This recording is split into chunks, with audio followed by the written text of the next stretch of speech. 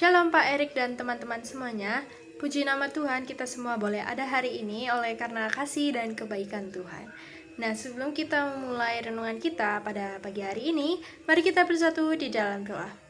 Bapa kami yang ada di dalam surga, Bapa yang selalu mengasihi dan menyertai kami setiap waktu, Tuhan, pada pagi hari ini kami mengucap syukur atas berkat dan pertolongan-Mu, sehingga kami dapat mendengarkan sedikit dari firman-Mu di tempat kami masing-masing.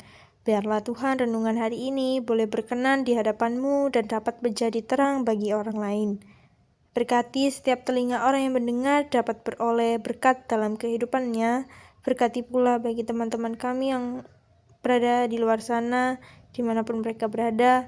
Biarlah Tuhan memberkati mereka agar dapat ikut membaca dan merenungkan firman Tuhan seperti kami. Kami juga berdoa hari ini boleh dapat berjalan dengan lancar, mulai dari awal, pertengahan, hingga akhirnya. Sertai dan bimbing kami selalu ya Tuhan, kami mau memulai renungan pada hari ini. Di dalam nama Tuhan Yesus kami sudah berdoa dan mengucap syukur. Haleluya. Amin. Renungan kita pada pagi hari ini berjudul Utamakan Kristus.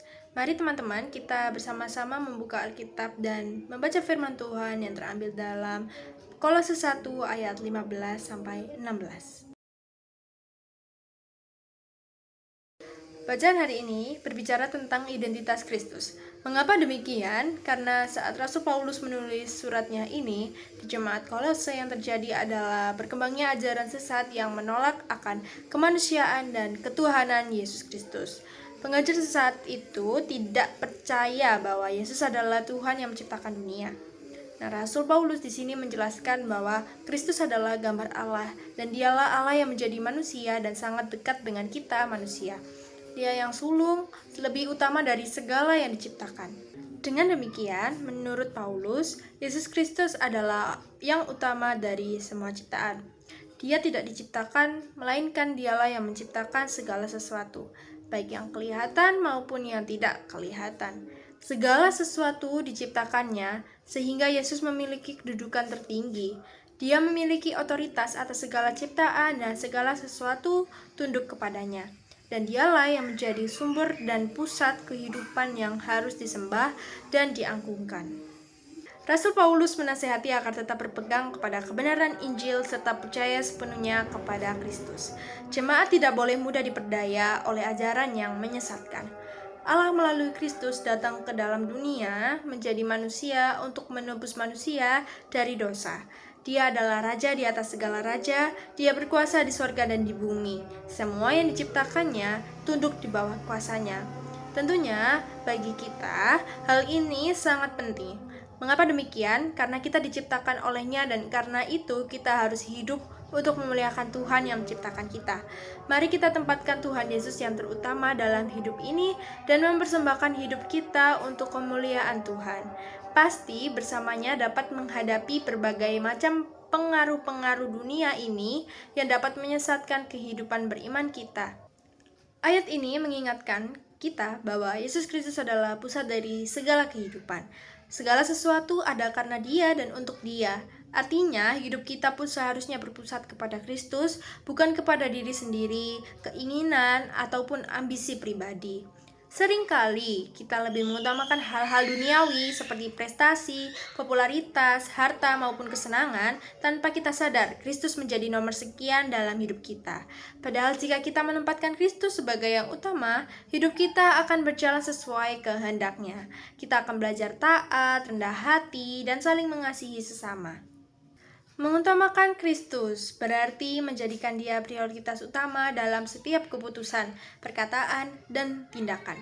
Dalam belajar, bekerja, bergaul, dan melayani, kita itu melibatkan Tuhan dan mencari kehendak-Nya. Dan dengan demikian pula, hidup kita bukan hanya bermakna bagi diri sendiri, melainkan juga memuliakan Tuhan.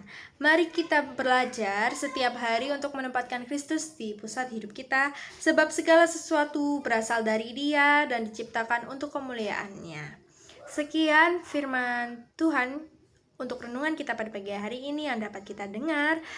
Teman-teman, mohon didengarkan dengan baik dan kiranya firman ini dapat mengubahkan hati kita masing-masing sehingga kita dapat melakukan firman Tuhan ini di kehidupan kita dengan baik oleh lindungan dan penyertaan-Nya saja. Terima kasih teman-teman untuk mengakhiri renungan kita pada pagi hari ini. Mari kita bersatu di dalam doa.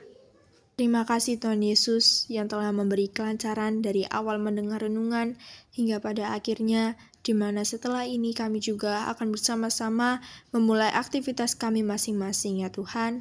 Kami mohon pertolongan-Mu agar dilancarkan dalam segala aktivitas kami pada hari ini tanpa terjadi suatu masalah apapun. Kiranya Tuhan berkatilah pula sebagian dari kami yang saat ini hatinya belum tergerakkan untuk mendengarkan firman-Mu. Tuhan, tolong ketuk pintu hatinya agar mau bersama-sama dengan kami mendengarkan firman-Mu. Bagi mereka yang belum berkesempatan mendengar renungan ini karena sakit maupun kendala yang lainnya, kiranya Tuhan berkati mereka agar bisa kembali sembuh dan kembali mendengar firman-Mu bersama-sama dengan kami. Juga untuk teman-teman kami yang mengalami kendala, kiranya Tuhan berikan kelancaran selalu. Inilah doa kami ya Tuhan, kiranya renungan hari ini dapat beroleh berkat bagi diri kami dan dapat kami renungkan dalam keseharian kami juga. Di dalam nama Tuhan Yesus, sebagai juru selamat kami yang hidup, kami berdoa dan mengucap syukur. Haleluya. Amin.